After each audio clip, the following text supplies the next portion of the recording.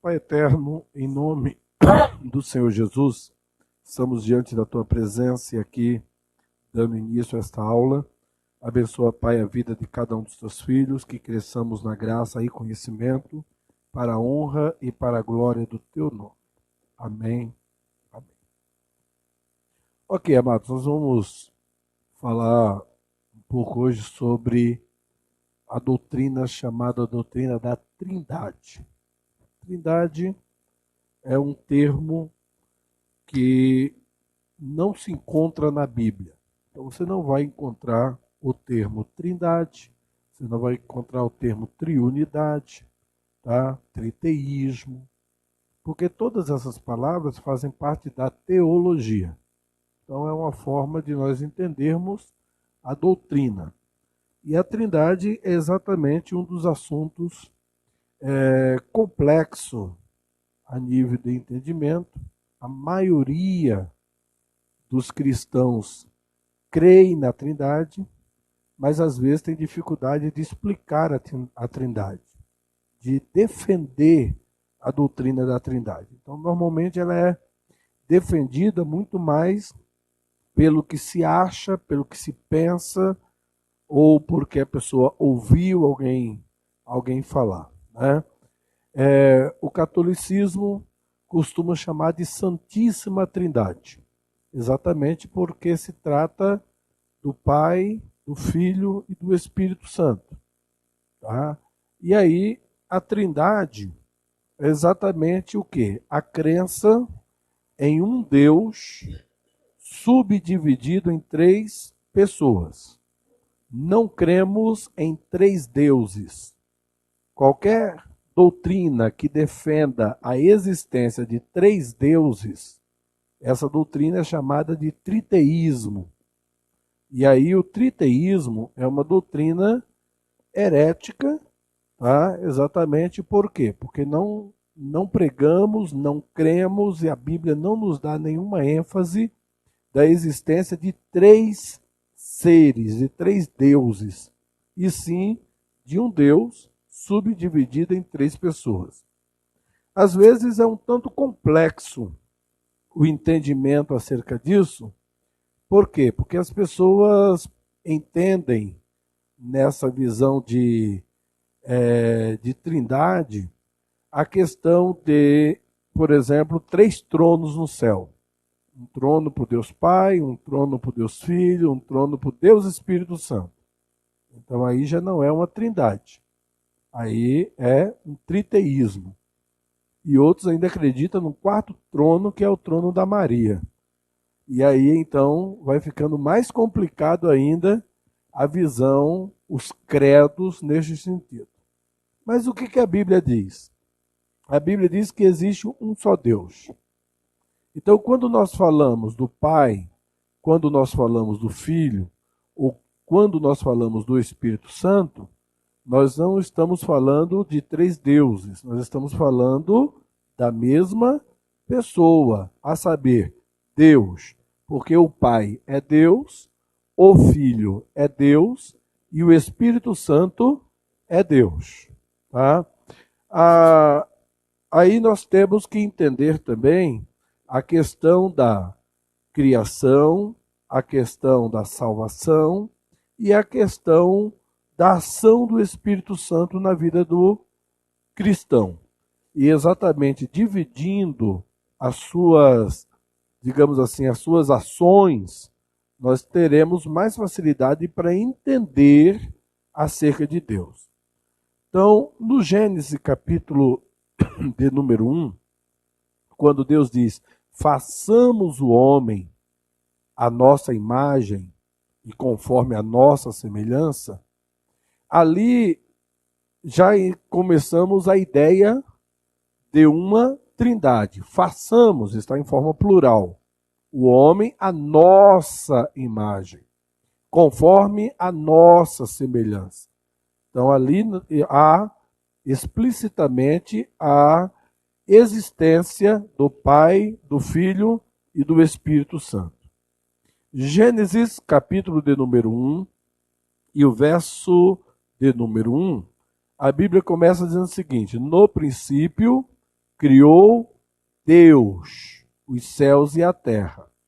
Essa palavra Deus, do Gênesis capítulo 1, ela deriva-se da palavra Elohim. Da palavra Elohim. A palavra Elohim é tão somente um plural de Deus. Então, normalmente, no Antigo Testamento, quando a Bíblia fala Elohá, está falando de um singular, que é dado tanto para Deus como para qualquer qualidade ou espécie de Deus, qualquer ser endeusado, o Elohá.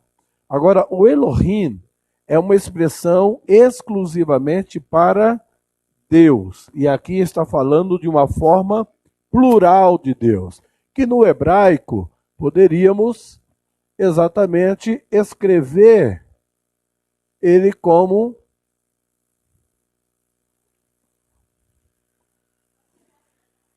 o Elohim, tá? O termo Elohim é unicamente para Deus no sentido plural. E aqui está falando do Pai, do Filho e do Espírito Santo, tá? Então, você vai ler aqui o termo Elohim e logo você vai entender que está falando de uma existência de um Deus, subdividida em 3 pessoas, e não de 3 deuses.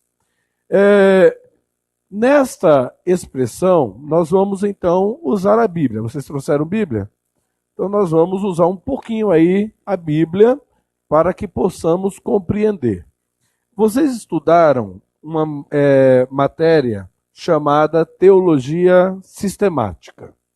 E na Teologia Sistemática nós começamos estudando a Bibliologia, depois nós estudamos a Teontologia ou Teologia, Cristologia, Pneumatologia, Antropologia, tá? Então vocês estudaram 5 disciplinas neste primeiro livro, de Sistemática 1, e estudaram mais 5 outras disciplinas em Sistemática 2. Tá? Agora vamos analisar a doutrina chamada doutrina de Deus. Essa doutrina de Deus, teontologia ou teologia, ela está descrevendo especificamente quem é Deus. Como defendermos a doutrina de Deus? Se eu não entender o Deus Pai e suas ações, se eu não entender o Filho e suas ações, o Espírito Santo e suas ações, dificilmente eu irei entender a Trindade. Amém? Então é necessário que entenda as partes para que possa entender o todo. Entenda-se as partes para poder entender o todo. Então, dentro desta questão, nós podemos dizer que Deus é um ser trino. Diga comigo, Deus é um ser trino. Mas Deus é um ser uno. Amém? Ok. Então Deus é um ser trino, mas Deus é um ser uno. Trino em pessoas, porém uno em essência. Então nós vamos dividir exatamente aquilo que é importante para o nosso entendimento. Então, ele é um só Deus. Ele é um só Deus. Vamos ler um texto para nosso entendimento? Primeira carta a Timóteo, capítulo de número 2 e o verso de número 5. Por favor, leia que é para... 1 Timóteo 2,5. Porque há um só Deus e um só mediador entre Deus e os homens, Jesus Cristo, homem. Há quantos deuses? Um só. Um só Deus e um só mediador. Então, notem que Paulo, ele declara que há um só Deus, há um só mediador, se tratando de Cristo, entre Deus e os homens. Então está falando que há um só Deus, mas que Jesus é o nosso mediador, tá? Entre o homem e o Pai. E aí nós entendemos agora que, para que Cristo seja o nosso mediador, significa que Jesus é 100% Deus. Vamos ler ainda. Mateus capítulo 28, verso 19. Mateus 28, 19. Portanto, ide e ensinai a todas as nações, batizando em nome do Pai, do Filho e do Espírito Santo. Amém. Quem foi que falou isso? Jesus. Então, Jesus disse, ide, tá? Pregai a todas as nações e batize em nome do Pai, do Filho e do Espírito Santo. Então, quem defendeu a existência do Pai, do Filho e do Espírito Santo aqui é o próprio Jesus. O próprio Jesus.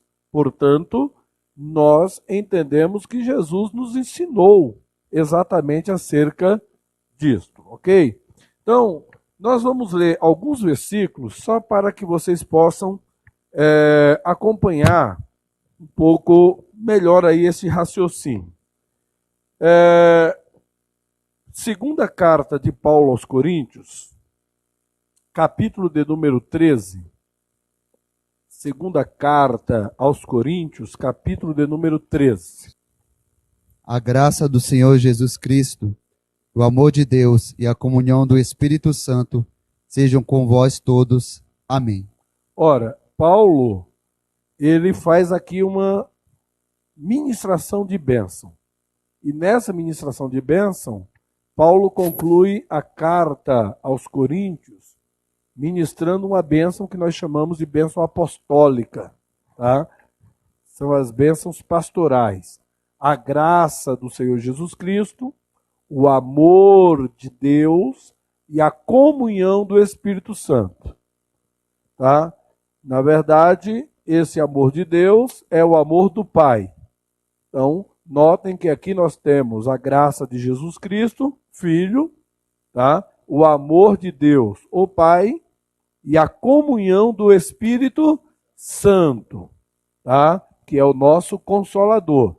Então, Paulo ele dá ênfase acerca da Trindade. Ele mostra a existência da Trindade. Primeiro livro, ou seja, primeira epístola de João, capítulo de número 5, versículo de número 7. 1 João 5, 7. Porque 3 são os que testificam no céu: o Pai, a Palavra e o Espírito Santo. Estes 3 são um. E 3 são os que testificam na terra: o Espírito e a água e o sangue. Estes 3 concordam num. Há 3 testemunhas, o que o João declara. Há 3 testemunhas, tá? O Espírito, a água e o sangue. O Espírito, a água e o sangue, tá? Esses 3 são unânimes. Esses 3 estão juntos. Está falando aqui exatamente da atuação do Pai, do Filho e do Espírito Santo. A palavra aqui declarada, inclusive pelo evangelista João, ser o próprio Jesus. Quando João começa o seu evangelho dizendo que no princípio era a palavra, e a palavra era Deus, e a palavra estava com Deus. Então ele faz a declaração de que Jesus é a palavra, tá? Se observarmos, não precisa ler agora, mas primeira epístola de Coríntios, aos Coríntios, capítulo 8 e o verso 6, diz assim: para nós, porém, há um único Deus, o Pai, de quem vêm todas as coisas e para quem vivemos, e um Senhor Jesus Cristo, por meio de quem vieram todas as coisas e por meio de quem vivemos. Pedro, escrevendo na sua epístola, em 1 Pedro, Primeira Epístola de Pedro, capítulo 1, versículo 2, ele diz assim: escolhidos de acordo com o pré-conhecimento de Deus Pai, pela obra santificadora do Espírito, para a obediência a Jesus Cristo, a aspersão do seu sangue. Graça e paz vos multipliquem. Então, notem que Pedro também dá aqui ênfase à doutrina da Trindade, tá? Ele também mostra a Trindade. E Paulo ainda escrevendo em 2 Coríntios, capítulo 1, versículo 21 e 22, ele diz: ora, é Deus que faz de nós e vocês permaneçamos firmes em Cristo. Ele nos ungiu, nos selou com sua propriedade e pôs o seu Espírito em nossos corações, como garantia do que está por vir. Então, essa tradução que eu estou lendo aqui é a tradução NVI, tá? A tradução NVI para o acompanhamento e para que vocês possam entender essa doutrina. Agora, vamos entender aqui, mediante o que nós acabamos de ler, da seguinte forma. Explicar Deus é fácil? Não. Então, explicar Deus de forma difícil é fácil? Também não. Então, conseguimos explicar Deus? Não. Conhecemos Deus na sua essência, na sua totalidade? Não. Tá? Então, naturalmente, a pergunta é: quem é Deus? Quem é Deus? E vamos entender que por mais que você explique quem é Deus, sempre ficaremos devedor de explicação. Não dá para explicar Deus. Por quê?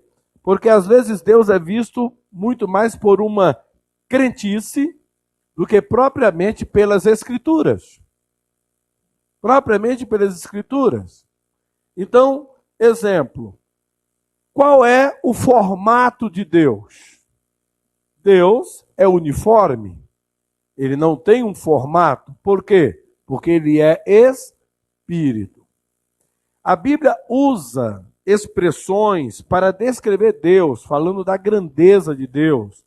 E algumas vezes, até para entendermos um pouco Deus, a Bíblia usa uma linguagem que na teologia nós simplesmente entendemos ser uma teofania, que é uma aparição de Deus ao homem.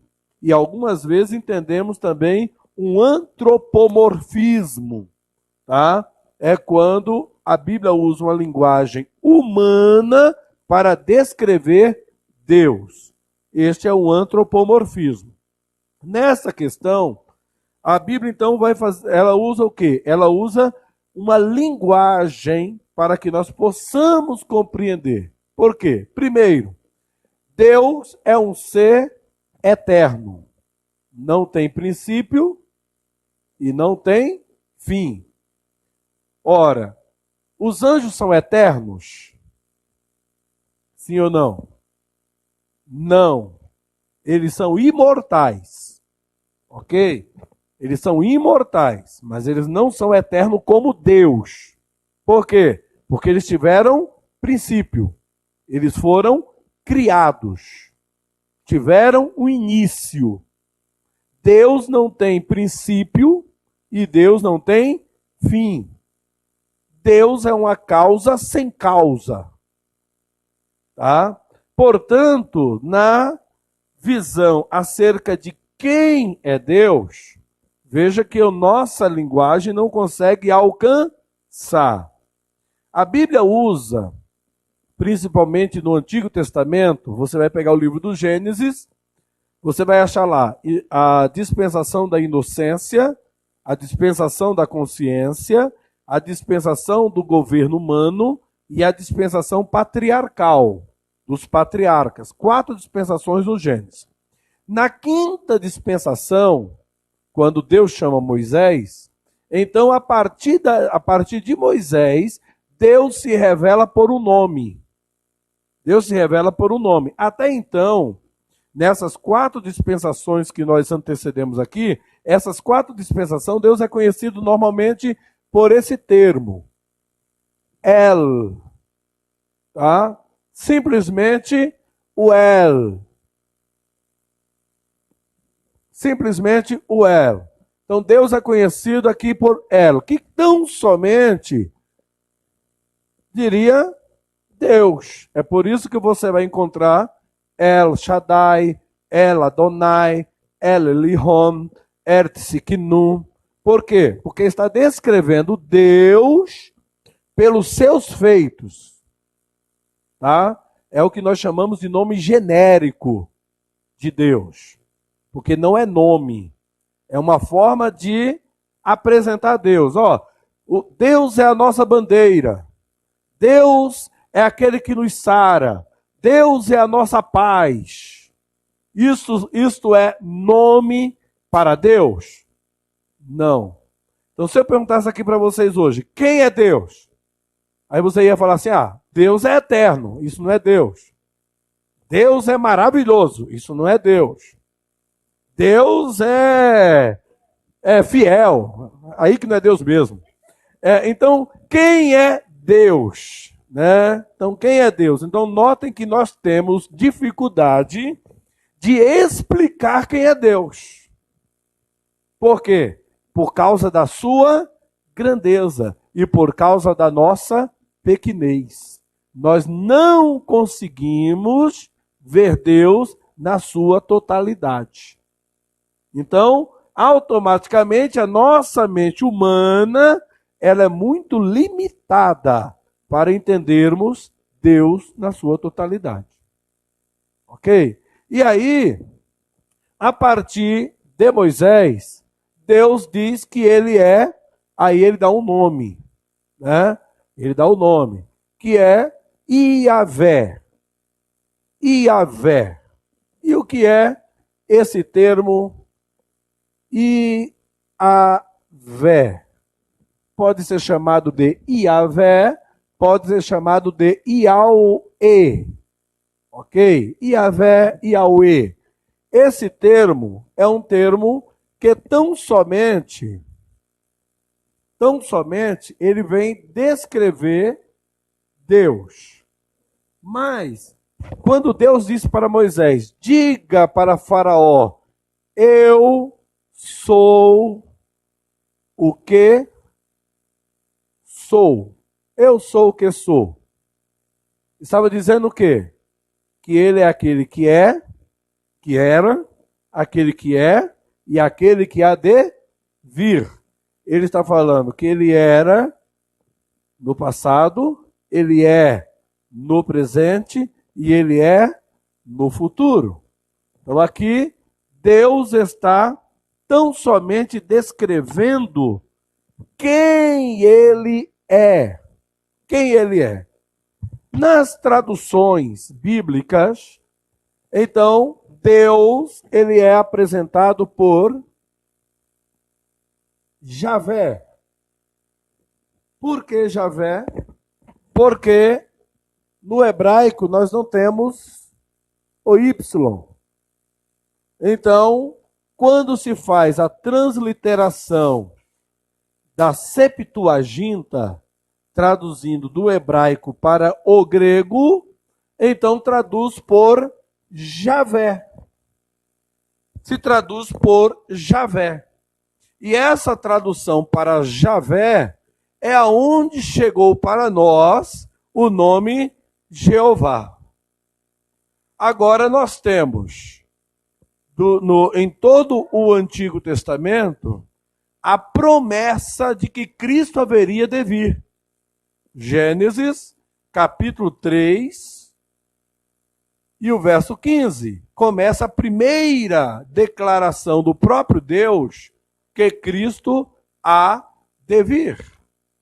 Cristo há de vir. E então, Gênesis 3 e 15 fala exatamente daquele que vai nascer da semente da mulher. Está falando de Jesus.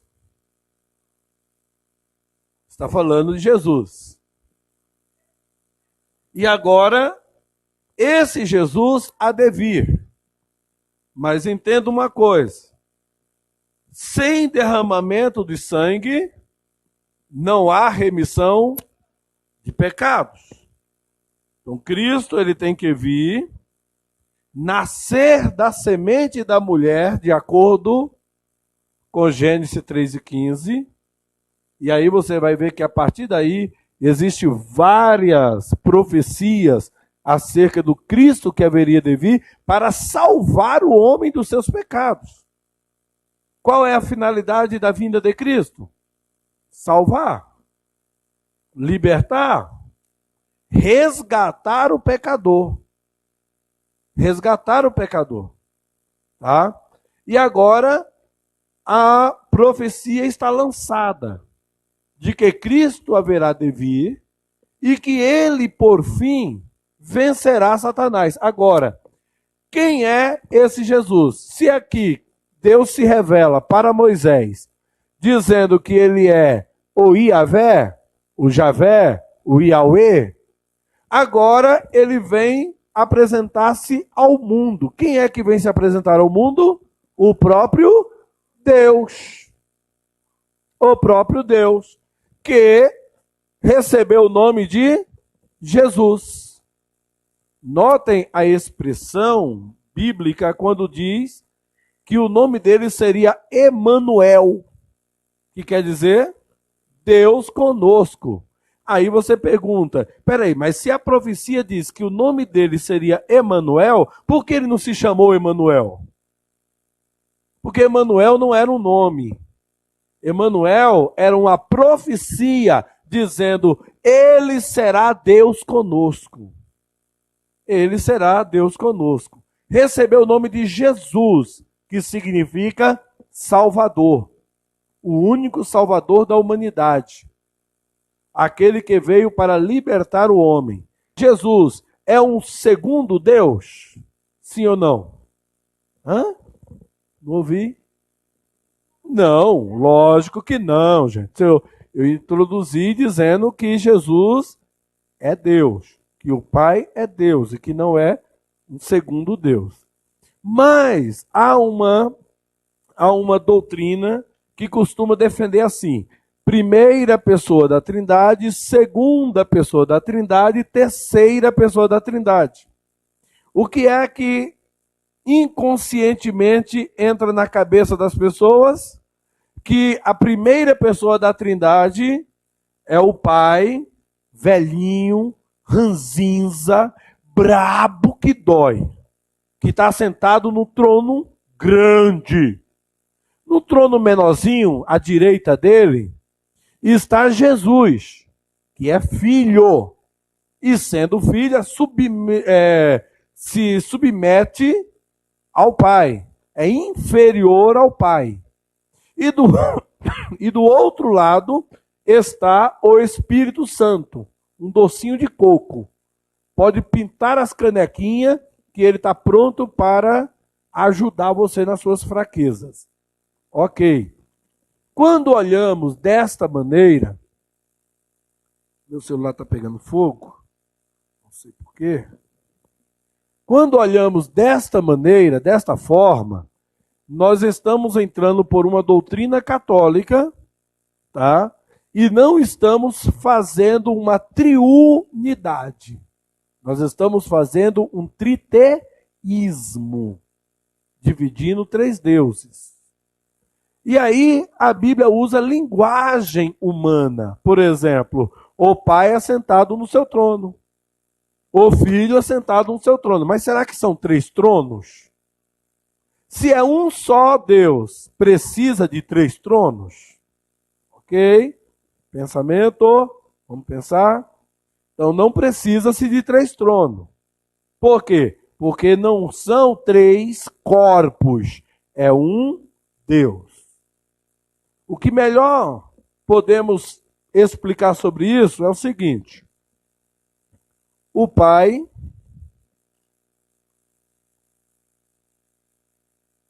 o Filho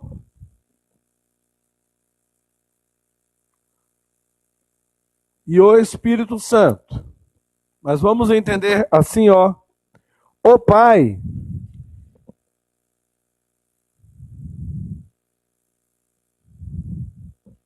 não é o Filho.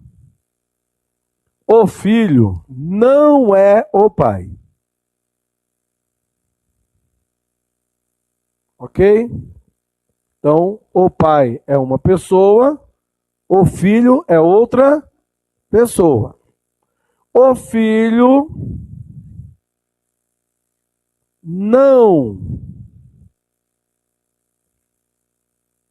é o Espírito Santo e o Espírito Santo não é o Filho. Todo mundo crente até então? Vamos lá. O Pai não é o Espírito Santo e o Espírito Santo não é o Pai. Começou a ficar confuso? Legal, tá ótimo. Então o que acontece? Aqui eu estou falando das pessoas. Ok? Só que aqui eu estou falando das pessoas. Só que Deus é uma essência. Então vamos colocar aqui, Deus é essência.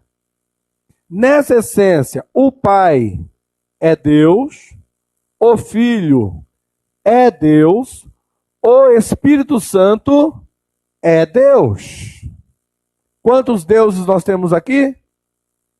Um Deus. Quantas pessoas nós temos aqui? 3 pessoas. Trindade é isso. É a crença em um Deus subdividido em 3 pessoas. Mas é um Deus. Vamos dar um exemplo aqui muito básico. Ó, vou deixar bem claro uma coisa. Qualquer ilustração acerca de Deus é pobre, pobre, pobre de marré, marré, marré. Tá bom? Não dá para ilustrar Deus. Mas, só para que a gente possa ampliar um pouquinho a nossa visão. Lembra que antigamente nós tínhamos nas nossas casas, nós que somos mais jovens, nós tínhamos nas nossas casas um aparelho 3 em 1. Quem lembra desse aparelho 3 em 1? Ele tinha 3 funções, não é isso? Ele era rádio, ele era toca-fita e toca-disco. É. Ok? Às vezes era ruim demais. Então, eram... Mas, na verdade, você tinha quantos aparelhos na sua casa? Só um? Tem certeza? Quantos aparelhos você tinha na sua casa? Um. Com 3 funções. Ok? Com 3 funções. Quantos deuses você tem na sua vida? Com 3 funções. Então você tem um Deus que é seu Pai, que é seu Salvador e que é seu Consolador. Você tem um Deus, tá? Que é Pai, te ama incondicionalmente. Te ama com todas as suas qualidades e defeitos. E se pecarmos contra o Pai, Jesus Cristo é a propiciação pelos nossos pecados, nosso advogado. E ele advoga por nós a Deus, não é Maria não. Ele advoga por nós a Deus. Porque o Espírito Santo nos convence do pecado, da justiça e do juízo. Então, quantos deuses nós temos? Um Deus. Amém? Dúvidas? Que maravilha.